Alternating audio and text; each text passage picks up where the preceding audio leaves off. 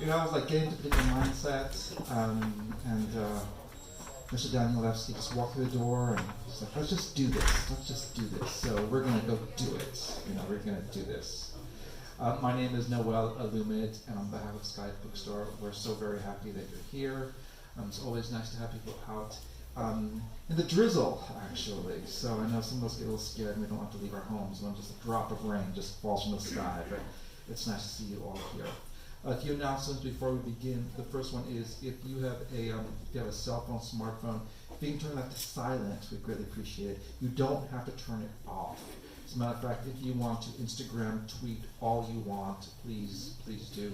If you tweet at Skylight Books, I will retweet your tweet to our 30,000 followers. I will do that. 30,000 followers, so just let you know.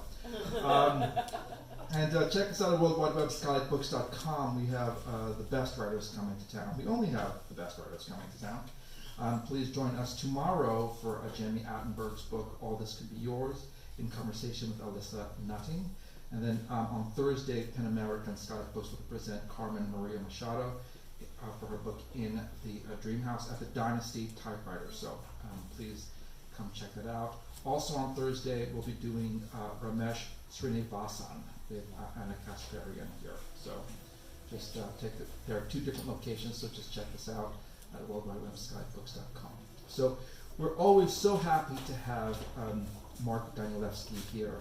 I personally enjoy introducing him because his father, Tad Danielewski, was actually a professor of mine in college. So,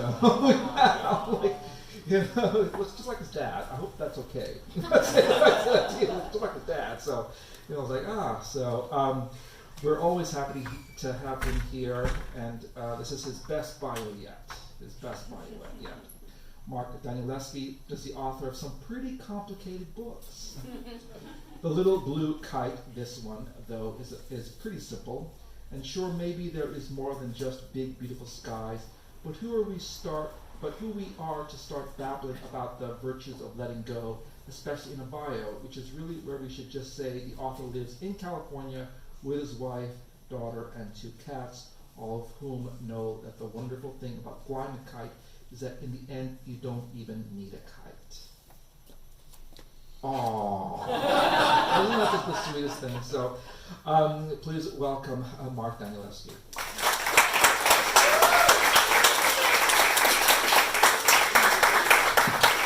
Thank you. You ever realize that you were suddenly in a relationship and you didn't even know you were in a relationship? I feel that way now about my car. Got into my car and all these lights went on. I was like, are you okay? I think my car is passive aggressive too. Suddenly it said, there's a problem. I was like, oh, what's the problem? And suddenly these more lights went on. And you'd have to be like working for the NSA to understand what was going on. So anyway, I don't think I'm going to be going to the shop. I'm going to seek counseling with my car. But thank you for waiting. And welcome to this great adventure.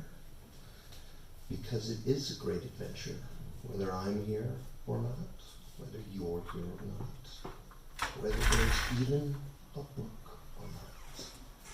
And all we have to do, just one thing, is learn how to embrace it. But it's a pretty big learn. A lot of stuff can get in the way. Big stuff and little stuff. For example, on the little side of things, I'm willing to bet most of you have a word. You know the one I'm talking about. It's the one that gets under your skin. It hurts your feelings. Now, I'm not talking about the big, dumb, blunt words. I'm talking about the small ones, like, you're kooky, or you're vanilla. Mine was weird. It used to hurt my feelings, absurdly hurt them. My wife, before she was my wife, on her way to making my blocked calls list, said, you're weird. Instantly ignited a storm of feelings. And feelings are pretty tricky, right? I mean, they can be so wondrous, but they can also be so awful. And either way, they encloud us. When I was little in a mood, my parents referred to me as this little dark cloud with little feet stamping around the apartment, bumping into furniture. But eventually, I got older and I got more curious and I got out of the clouds and I asked myself, why did being called weird bug me so much? Especially since it's pretty much my life. I can't tell you how many times I've been introduced as that guy who writes weird books. I mean, even look at this tour. I love my publisher. I've been with Pantheon for 20 years. But you know they think the books I write are weird.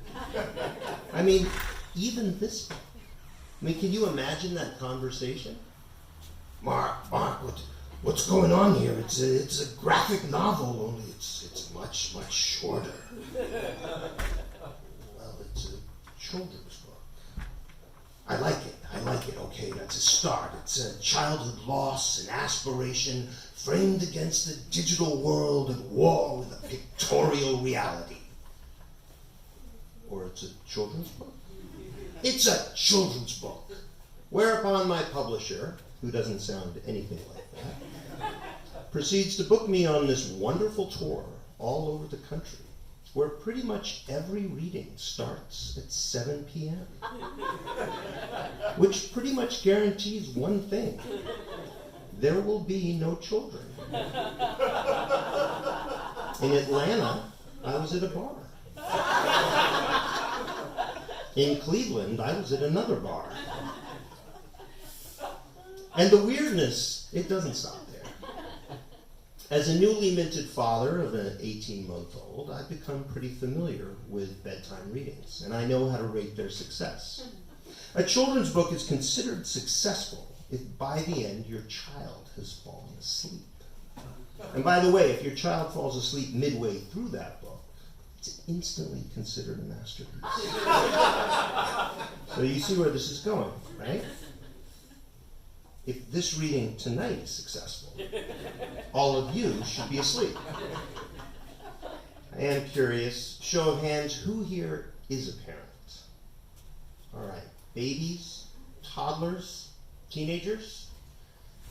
Teenagers, that's a whole other world. Show of hands, who here thinks they are still a child? Great, something for everyone, except maybe the teenagers. Though actually the teenagers could probably benefit the most. I know I would have benefited from a book like this, and maybe it's even why I wrote it, for my younger self. So if you don't have a little one, then read it to your younger self. Obviously, who you read it to is up to you, but also how you read it is up to you, because there are 3 paths.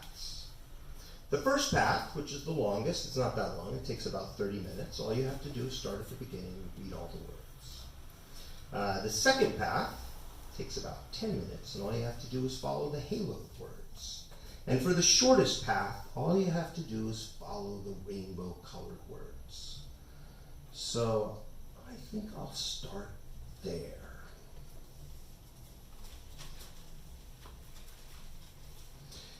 In a closet lives the little blue kite. Only he knows just how scared the thought of flying makes him. That is until today. Today, it turns out, is a special day. The wind just takes hold, and what joy finds the little blue kite. And oh, how the deep sky beckons. The little blue kite even flies steady.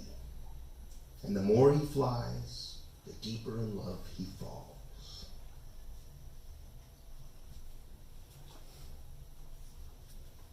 You might say the little blue kite even tilts this way and that way with glee. Up through dangerous winds, up through roaring winds. How fast does the little blue kite rise? Away the little blue kite flies, higher than never before, free. The little blue kite flies over immense cities and slumbering towns. The little blue kite flies over great jungles and towering mountains. The little blue kite flies over burning sands and melting ice. The little blue kite flies over oceans wild with cyclones. Years and years race by, or so it seems, until the little blue kite realizes time no longer matters. Now some say here was the end. The little blue kite was lost. But as it turns out, here is not the end. The little blue kite still flies high above, returning again and again to a sky forever welcoming all of us to fly. Ta-da! The whole, pretty eerie. The whole book. Some of you are like, this is the guy who wrote House of the Dragons. And it's true, it's a lot lighter. It's a lot easier, maybe. I mean, it's just about a kite. It's afraid to fly and overcomes his fear and then soars. And maybe there's a little trickiness learning to follow all those rainbow-colored words. My little daughter happens to love all those intervening pages, all the fluttering motion. Lots of contrast, lots of color, lots of action. In her words, dick-a-bow, dick-a-bow, dick-a-bow. Do a day, do a day, do a day. Ooh! Now I realize one or two of you is not fluent in DEPCE, so I will translate. Something like, hey, what are those? I like pages. Can I eat one? Hey, I'm pooping. Again. Now, of course, you, the adult in the room, especially when we get to that bit by the end, might be going, wait a minute, hold on. What do you mean time no longer matters?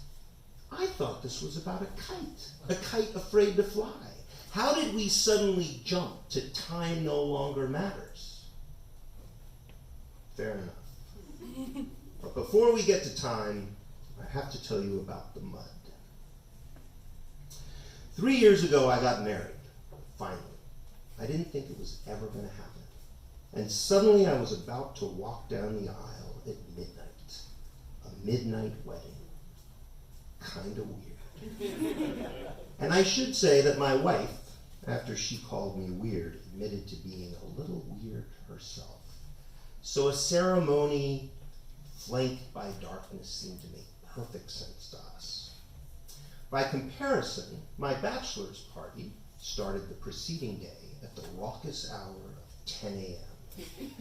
My friends picked me up and quickly handed me over to a stranger who led me into a dim room.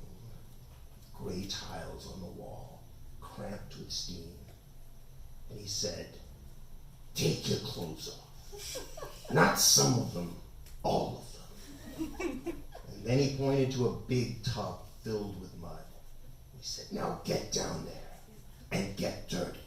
And you're going, wait a minute, doesn't that sound like his publisher? What's going on?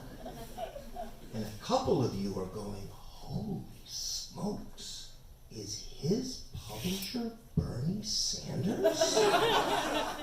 So let's just agree that I won't do any more voices tonight. So I decided I would just rest on top because the mud was that thick. It was also extremely hot. But then I started to sink, and it was kind of intriguing until it became kind of awful. And then there was this vague moment of reprieve when I stopped sinking, whereupon the attendant came over with more buckets of mud, which he proceeded to dump on top of me, burying me alive. I thought I was burning up, blistering, I was certain. I was getting harder and harder to breathe, and I realized I was about to have a real panic attack. Now it's true, it may have had less to do with the mud and more with the fact that I was getting married, that I was leaving one half of my life behind on behalf of another, on behalf of others.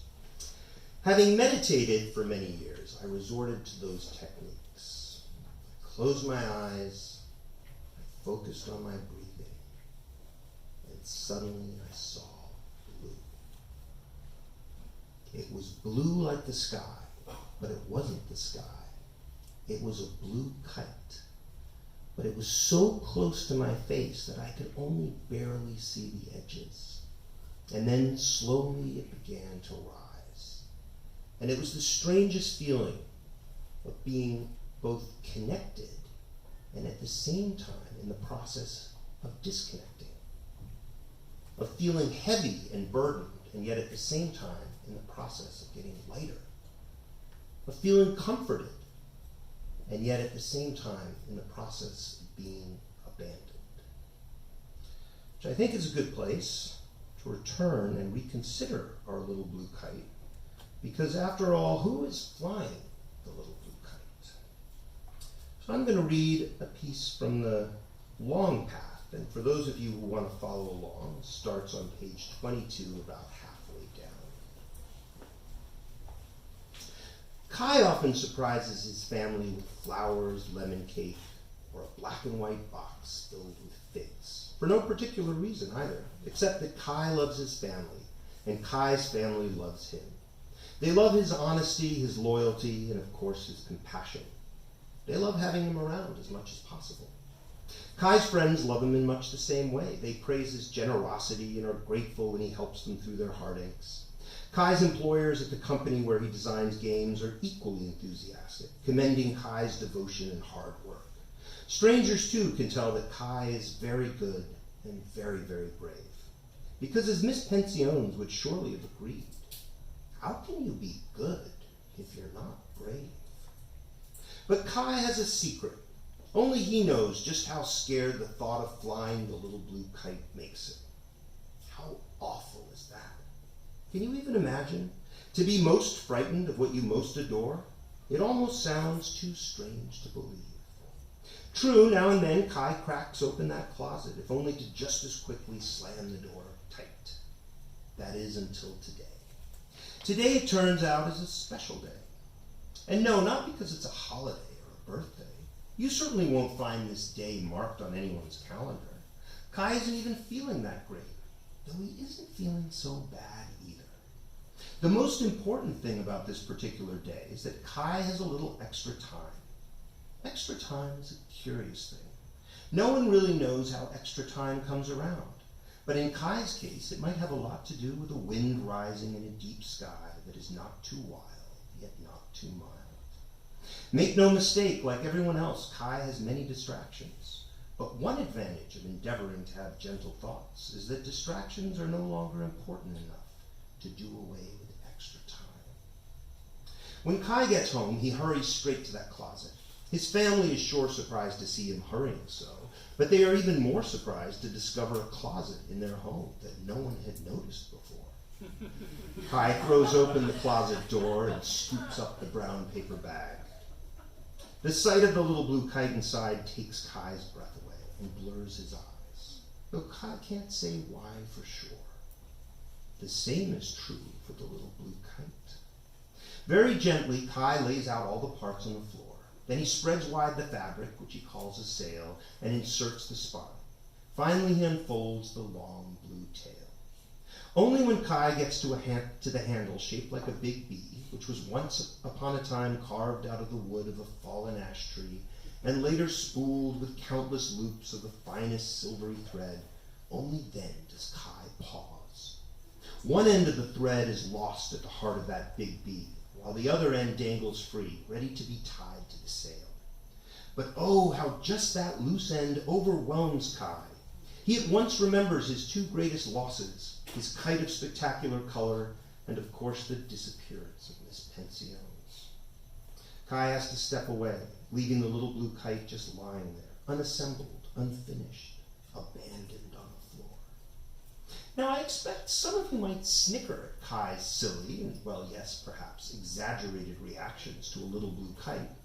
But let's agree that snickering isn't nice, especially when it concerns someone else's fear. After all, who hasn't, in the grip of fear, felt certain that their fear was beyond questioning. Whether it concerned, say, a fragile daddy longlegs weaving a messy net, or apprehension before a crowd of open-hearted folks waiting to hear you speak, or how the dread of a dark closet might make you avoid altogether certain hallways in your house. And this last fear can go very deep because there are so many different types of closets. We have all fallen prey to fear, even if all our fears look different, especially the little ones. And when it comes to big fears, like, for example, an immense monster, too immense for any one name, how can we begin to face that if we can't handle the little ones? Recently, I went to let in my Tai Chi instructor. "Don't open the gate, Mark," he said from the other side. Now, if you've read a little about Zen, you know that the gate is a charged encounter, especially in the koans. So I was like, whoa, is this one of those profound lessons whereby if I open the gate, I substantiate the gate and therefore impede my progress? But I wanted to see my friend, so I failed the lesson and I opened the gate so I could have my lesson. And there he was, cautiously pointing out an enormous spider, hanging by the latch just a couple of inches away from me. And I was like, oh, this is Esme. And he looked at me. You name your spiders? I know. Weird. In fact, we have 3 hanging around our back patio. Esme, Picasso, and Pollock. They're all female, they're all huge, and they're all orb weavers. They make beautiful nets that catch all sorts of bugs that are far more likely to bite or sting me than they are. I've learned that they're timid and tidy and even gentle. They also only live about 12 months, so we're at the end of their lives now. It's been a pleasure getting to know them. I've discovered that they're kite flyers too. When they want to start a net, they wait until the breeze is just right and release this thin stream of silk which rises up and attaches to a tree branch. So how many here are scared of spiders? All right. And how many are irked by spiders? All right. Well, yeah. Irked is code for I'm afraid to say I'm afraid. But how did we learn to be afraid of spiders? Who taught us to revile them to the point that we could even kill them with impunity? And why? Because of the way they look? Because they might sting us a little? Because they have 8 legs? Now I'm making a very, very big point out of a very small, almost nonsensical fear. Civilizations, cultures, and languages are particularly adept at manufacturing and perpetuating dangerous fictions that can make another's life worth less. Now, admittedly, languages can also create beautiful fictions that positively realign our relationship to others. For example, consider naming your spiders. But never forget that language is a creation, that even the fear you experience is a creation, that thinking itself is a creation. Basho, the great Japanese haikuist, wrote, "There is nothing you can think that is not the moon," which is to say that like the light reflected off the moon, everything we think is at best a reflection. Cormac McCarthy put it more darkly, "The world has no name," which doesn't mean it's awaiting to be named. It cannot be named. In order to embrace and enjoy this great adventure, it is paramount that we never mistake what we think for what is. Of course, getting to that what is the tricky part, but it's also what's at the heart of this book. So for this last section I'm going to read, we'll start at the beginning and take the middle path. And this time we'll follow the haloed words and the rainbow-colored words, and let's see where that goes. In a closet lives a little blue kite. Once upon a time, there was another kite. Little Kai loved this kite. Little Kai flew this kite so much its newness quickly faded. Branches of majestic trees tore the fabric. Kai lost count of how many times this kite smacked into the ground. But Kai never quit, until one day an awful thing happened. A great roar split the sky and the thread snapped. For little Kai, it was as if an immense monster, too immense for any one name and hungrier than all the emptiness that haunts the space between all the stars, had devoured his spectacular kite. Not one itty-bitty shred survived. Kai had never felt so devastated. To lose that kite was to lose joy itself. Fortunately, at his new school, Kai had a teacher he liked very much. Her name was Joy Pensiones. One day, on one particularly gray afternoon, Miss Pensiones asked Kai to stay after class. Miss Pensiones reached beneath her desk and took out a brown paper bag. Kai peered inside, and oh, how his eyes widened when he saw the little blue kite. But Kai never saw Miss Pensiones again, nor did he ever find out what happened to her. The next day, she was just gone.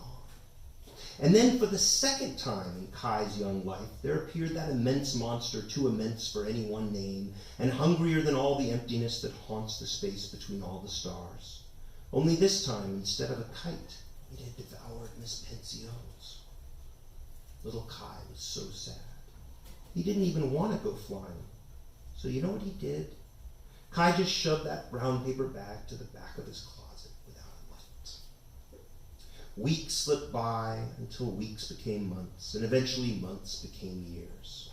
Some might have sworn that Kai had forgotten the little blue kite altogether, but they would have been wrong. Now, before we get to Kai's great adventure, let's see how he's doing all grown up. Kai is very kind. Kai loves his family, and Kai's family loves him. Kai's friends love him in much the same way. But Kai has a secret. Only he knows just how scared the thought of flying the little blue kite makes him. That is until today. Today, it turns out, is a special day. Kai throws open the closet door and scoops up the brown paper bag. Then Kai carries the little blue kite to a clearing he likes. Immediately, panic seizes his chest and strangles his breath. Kai returns the little blue kite to the back of that closet without a light. But Kai never forgets the little blue kite. And somehow, the little blue kite knows this too. Until one afternoon, Kai returns to the clearing. Kai lofts up the little blue kite, and the wind just takes hold. And what joy finds Kai. At long last, the little blue kite is free of its closet, and Kai is smiling, and oh, how the deep sky beckons. So Kai lets out a little more thread, only to stop short. You see, the little blue kite has started shaking so wildly back and forth that it seems to be shouting, "No, no, no, no more, no higher. Please bring me down now," which Kai does at once. In the days that follow, Kai continues to return to his clearing. Even if without fail, the little blue kite continues to shake in the slow wind. No, no, no. But Kai never gives up, and each time manages to fly the little blue kite, well, a tiny bit higher. Now and then the little blue kite even flies steady. Kai just loves flying the little blue kite, and the more he flies, the deeper in love he falls. Kai never stops freeing more and more silvery thread, and the little blue kite finally does manage to fly as high as a very tall evergreen, though no higher. Kai, you see, has reached his limit, except when Kai realizes this, that he's stuck. He screws up his courage and frees one more loop. Immediately, the little blue kite jumps to a height surpassing the tallest forests the world over. Unfortunately, this small victory comes at a steep price. The little blue kite shakes so violently as if not only to shout, but this time scream, "No, no, no, no more, no higher. Please bring me down now." Kai almost gives up. But then he remembers his old teacher, Miss Pensiones, and just the thought of her quiets his heart. The wind, though, doesn't quiet, growing stronger and louder and ever more dangerous, which makes Kai want to cry and drag the little blue kite out of the sky. Kai's fear escalates so quickly then that he's sure the thread will snap. Except the thread doesn't snap. And then Kai does something very surprising. Do you guess what? Kai lets out a little more thread. That's right. And then he lets out still more thread.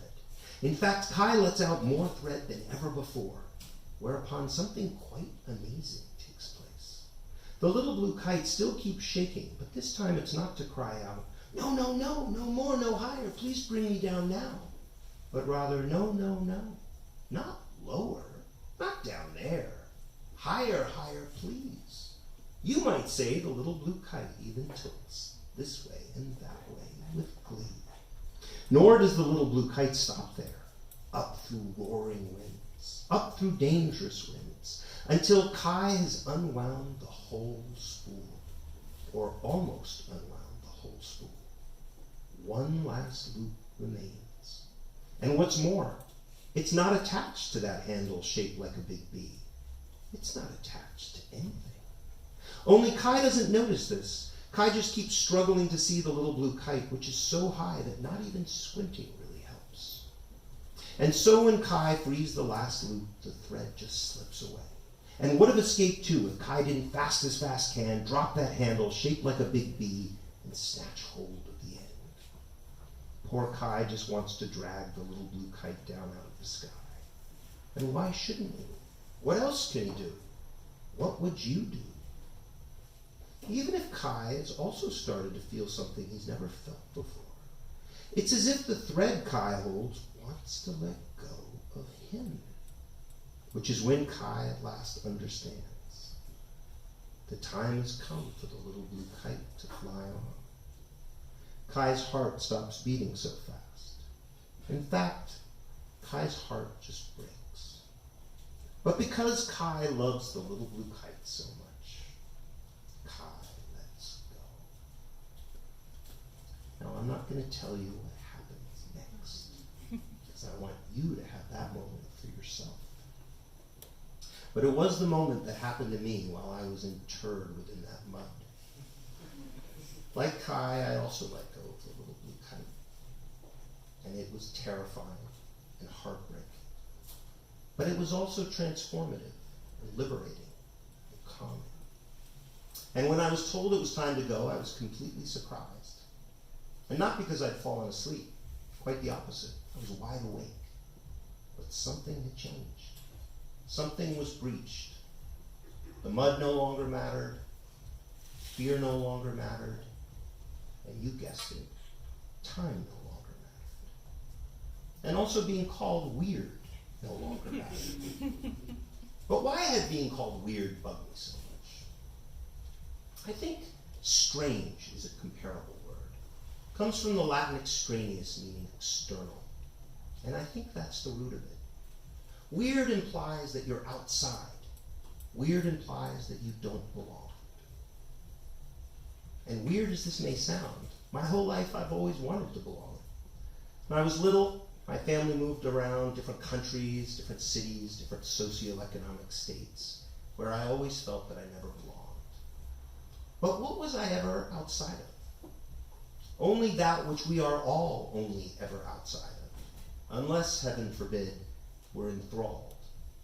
Powerful fictions, whether they're tribal or national, economic, religious, racist, queer-phobic, gender-biased, human, you name it. Alan Watts put it beautifully. You are not born into this world. You are born out of it, like a wave from the ocean. You are not a stranger here. After all, we are all comprised of particles that are already billions of years old. And yet, how often do we recognize ourselves so insufficiently, so sparingly? And in terms we had no hand in writing, let alone creating. Access to what is beyond fiction, to what is, to what lights the moon, to this great adventure, is what this book seeks to give you and whoever you share it with. May your kites all soar, and when you're ready, may you have the courage to let them go. Thank you.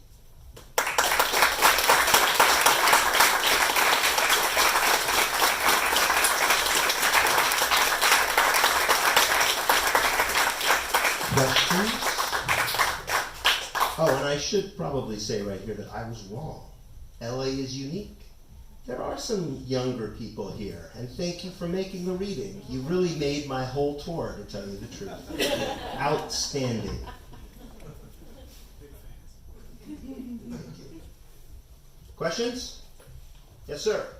Does Kai get around to measuring the dimensions of the closet? The question is, does Kai get around to measuring the inside of his closet? Absolutely not. Sir. So the Familiar is such a largely expansive work, and there's 5 books right now, and at 880 pages, and you worked with a lot of people, like with translations, different languages, and all that. What was the writing process going from that series to The Little Blue Kite, which is a much smaller work and just this much more concise? So the question was how The Little Blue Kite relates in process to The Familiar, which is a planned 27-volume novel, gotten through 5 volumes, which is as it's remediating a television series, which is basically season 1, and it involved a great deal of people. Well, The Little Blue Kite is many things, and what I wanted to share with you tonight is this just pivotal experience that I had that allowed me to sort of behold things in a very different way. And so I don't want to put too much on that kite, but certainly the experience of watching this huge project get paused was enormous. And actually, I realize I'm in a town where many people have worked on series that get paused, so I am at home. But I think the process for The Little Blue Kite, as it pointedly illustrates, is about how to let go of those things, how to sort of dismantle those things and realize that something still remains. That's the curious part, the letting go of these structures and these systems and these routines and these futures and these fictions and these plans, doesn't necessarily obliterate everything. It actually can liberate something. But it's that something that becomes very sort of quantum. It becomes very difficult to define, and yet it's vibrant and full of energy and alive. Yes, sir. G'day. So in the sense that, House Bleeds was a remediation on film, video, 50 Year Sword was on Campfire, Ghost Stories, Only Revolutions was music, maybe wasn't television. Would you say, sort of in the context of your broader body of work, that The Little Blue Kite is a remediation of a children's book, or is it literally just a children's book? And likewise, in terms of children's books, what were the kind of primary influences that you looked to? So the question is, what the hell do we do with The Little Blue Kite?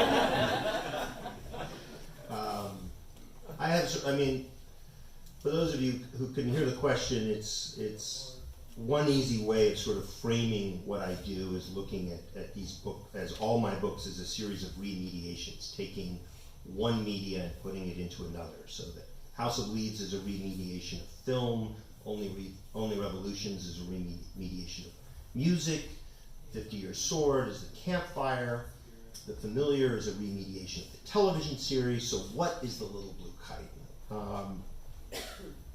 I say that it's actually a remediation of meditation, that it is a guided meditation in a way. And while it's written very much for children of all ages, as you could see pre-verbal, you can see a little older, and they're hunting sort of Easter eggs of rainbow-colored words and whatnot. Some more challenging, texts. But at the same time, it's also written for the parent, because becoming a parent is an extraordinary experience. It's a kind of complete obliteration of the self, and it can be extremely challenging.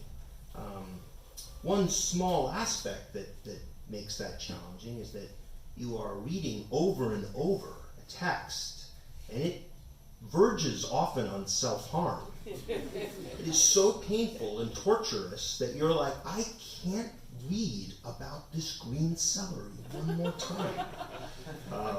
So I thought, well, what if there was a book that an adult, a parent, could read to their child, that at the same time that it was telling a story for them, would also be sort of, through repetition, opening up a possibility of how their self was changing, letting go of a previous identity in the name of a larger identity.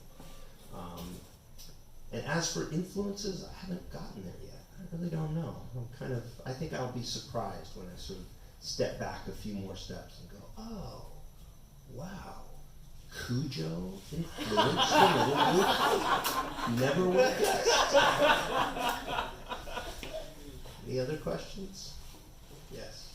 I recently read your House of Leaves pilot, and I loved it. Oh, thank you. Could you just talk about maybe like how that came together and if there's ever going to get any? So the question was about the House of Leaves pilot that I wrote. And in case you didn't hear it, he loved it. What is going to happen with that? Well, I have been involved in a dance for about 2.5 years. And there was a big deal that was looking at House of Leaves as a television show that came very close. And didn't happen. And then I wrote the pilot somewhere in there, and I put that online. So a few people read that, liked it. I will say that pilot was, I would say, about 10% done.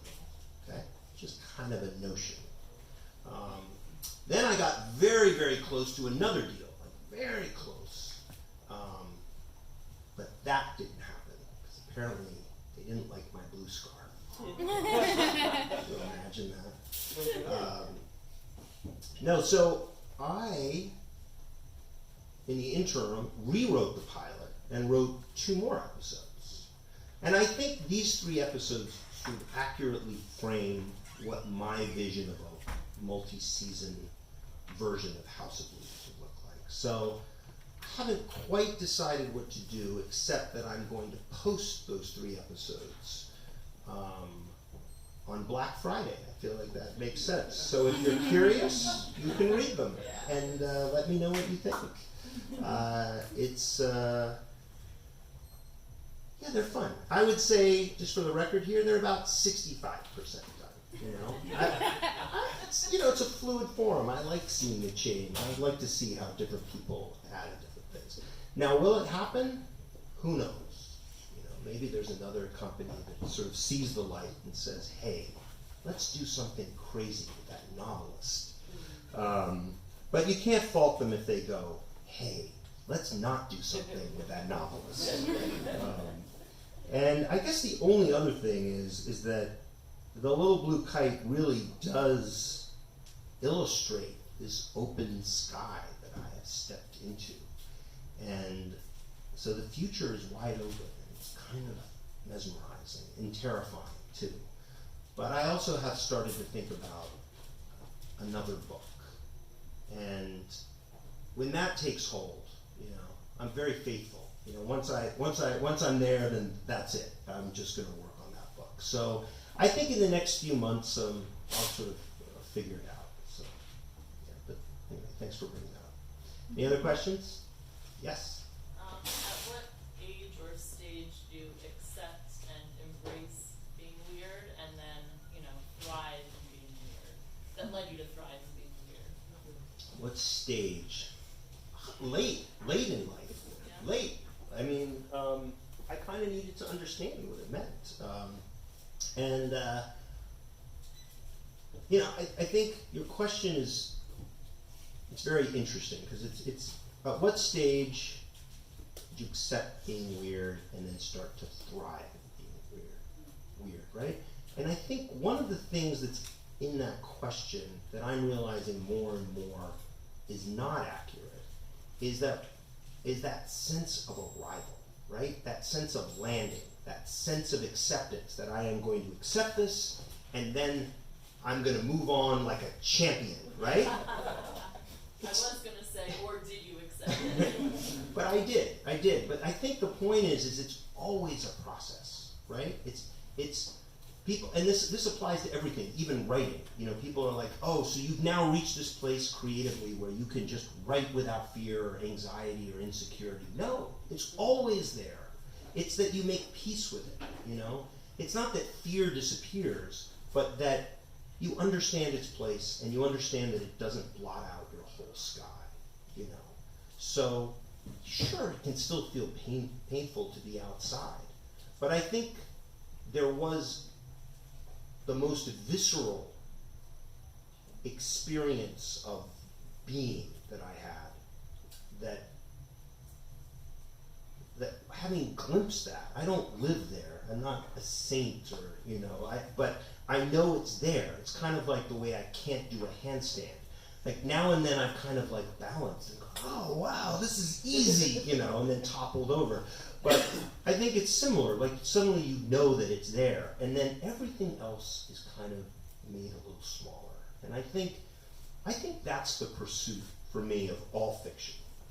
All fiction is about bringing to mind that everything that we think, everything that we construct is a fiction. Now, that teeters dangerously on a kind of nihilism, which is, I can't believe in anything. I can't, but that's not it. Actually, what happens is you suddenly realize, like, and yet this world is here in all its vividness, in all its forms of inspiration, and it's energizing, you know. Doesn't mean the hurt goes away. It doesn't mean that you always feel included, but it does make you see that you are living under a sky that's so immense that whatever difficulties you have will pass, and whatever goodness you're going to experience will come. I guess it almost sounds like faith, doesn't it? Questions? Yes, sir. Who next? So a couple of quick things. I noticed that you like to torment game developers for some reason. Have you ever taken a hand in trying to develop a game, and if so, can you tell us a rule from one, or one that you would like to write? Well, so the main question is, have I ever thought of developing something into a game? Yeah, I have, but I think hopefully what this evening frames is it's not just about saying I'm going to do a TV series, or I'm going to write a book, or I'm going to write a game. It's kind of learning how to observe what path is right for you, how it's going to unfold. You know? I mean, I had options to, consider sort of relationships, but I was like, I don't know if I want to spend the next 5 years with these people. It seems like a weird thing to do. But sometimes I can be like, I really like this person. I don't know where that's going to lead, but this at least sort of makes sense. And so it's sort of the same with video games. I don't persecute game developers. I'm quite fond of them. In fact, there were some great engineers, one in particular that helped with the familiar and all the coding and understanding, just really, under the hood what was going on.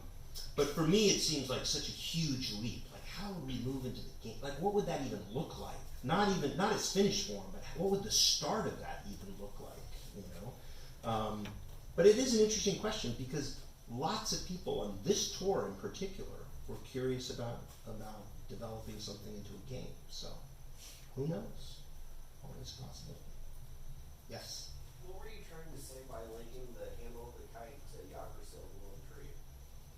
So the question was about what was I trying to say by linking the handle to the kite to a very famous ash tree.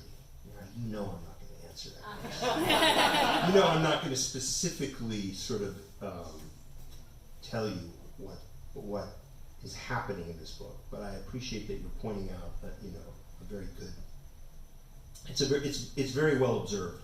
I think what you're getting at though is what purpose are a lot of these little nods to House of Leaves, for example, or some of the other books. Even the color scheme of Only Revolutions is in there. And I think part of any story is extremely personal, right? And I hope I've shared a little bit of that with you. And that includes my books. My books are my relationship to my books, and how in some ways I need to let go of those so I can move forward into something else.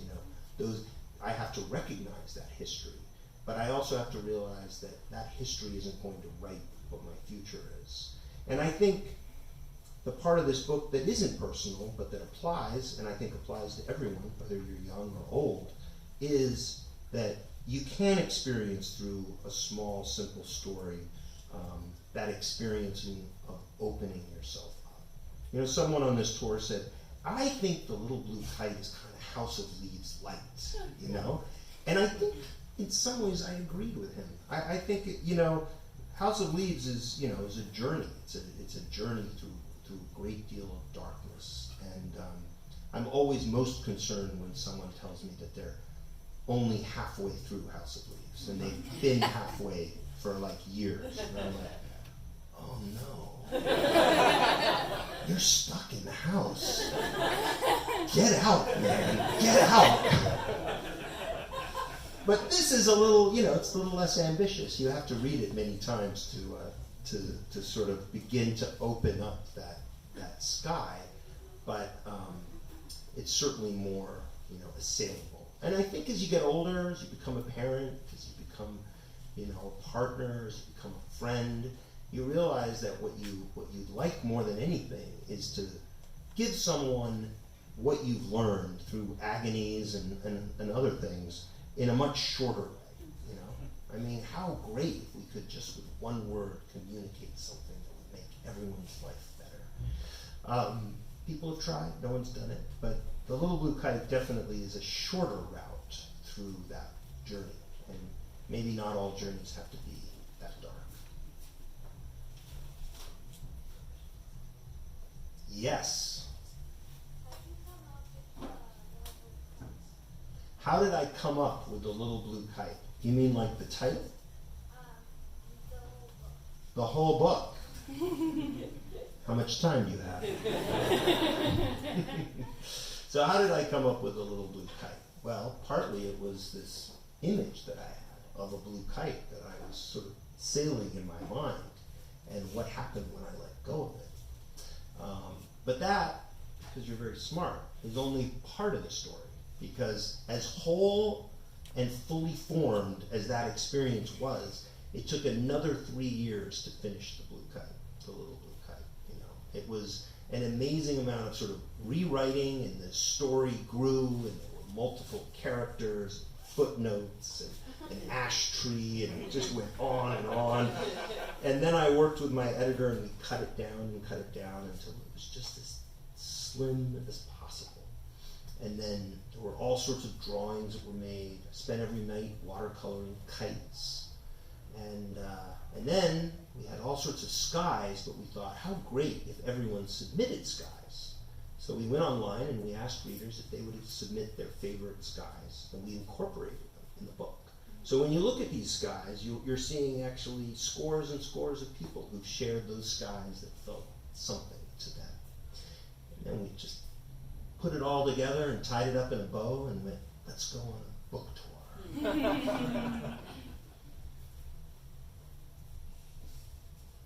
Are we done? Someone in the very back. Someone in the very back. There you go. Thank you very much. I was just curious, with sort of a multi-path story like this, do you kind of work out from the simplest story? Do you come at it from the most detailed and work inward, or is there a pattern? Right. How did I develop the 3 paths? I think the way it is, it's like when you start something, it's just this thing on paper, right? And you kind of are moving the words around in a way. But I think as you live with it, and that's certainly what happened with this, you realize it leaves the page. It becomes this story that's 3-dimensional for you. And then you put it down, in its various ways. And you're like, well, I want this to be there, but I have to cut that out, etc. And so there was this understanding, and the 3 paths actually, I'm glad you asked this, illustrate a kind of tension in the book, because they're we could have just done the rainbow colored word version, you know. We could have made it a really simple story, but there was this other part, so we could have gone with the middle, you know. And eventually what I realized is I began to hear the music of how it all worked together, right? So when you're reading the rainbow colored version, you're seeing all this art. You're seeing all this stuff that goes unspoken, right? And a child can be holding the thread of that story, but at the same time being like, wait a minute, who's he? What's all of these dark clouds? And that's often how our life is, right? We construct even these simple narratives like I'm gonna go to the grocery store, I'm going to school. And yet how much stuff do we pass? How much stuff do we move through? Lives that are you know, positively changed, and also just lives that are on the edge of tragedy hanging by a street corner. And yet we pass through these things. And so the idea was you could tell a simple story, but at the same time begin to reveal that the world is a much bigger place. Now the other way works too, where you're reading the long version, more intricate, and yet at the same time you can also feel like there's also something really simple here too. And I think it's the music between these two forms that is sort of exciting and different about this book, I think. So it's not something that is, it's not like a concept that you just follow through on. It didn't start there. It just started with this experience of the self flying a kite that may be the self. And how do we tell that story? One more question and then I'll sign books. Sound good? Who's up for the challenge? There you go.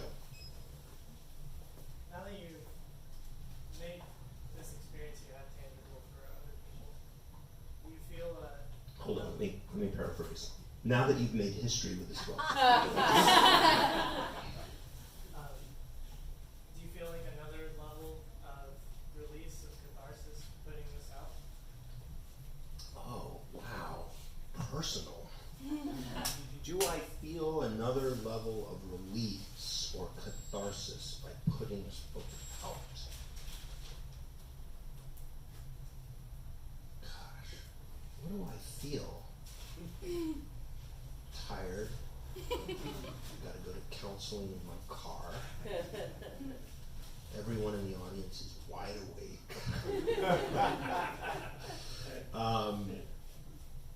Yeah, there's a kind of melancholy. I wouldn't say catharsis. You know, there's a mini catharsis. Every time I read that moment when Kai lets go of the kite, it affects me. I mean, it's just such a profound, important feeling. And then what follows next is, I know to be true, you know, that's where the great adventure starts. It's not where it ends. And so for me, it's not so much a feeling as a kind of here-ness, I guess. I'm here, you know, this is it, and how exciting that is. I get to be with you tonight, you know, so I don't know what to call that. Let's just call it the little blue kite. Science and books, all right? Thank you very much.